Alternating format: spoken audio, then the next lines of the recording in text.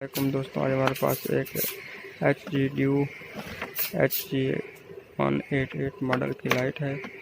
इसको पार्ट ये है कि इसकी ये जो चार्जिंग करने के शू है ना, वो टूट चुका है।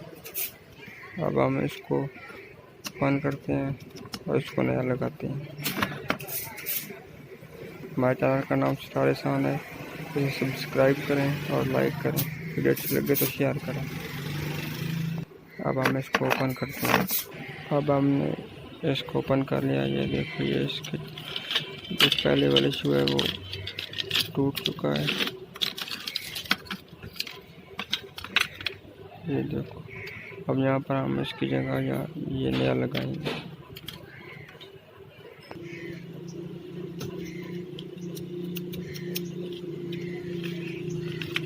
यहाँ पर हम इसको फिट करेंगे।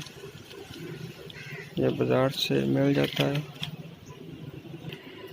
अब यहाँ पर हमने इसको फिट कर लिया है।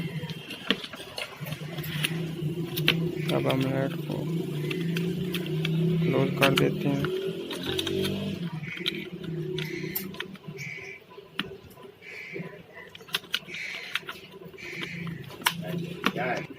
अब हमने इसको क्लोज कर देंगे।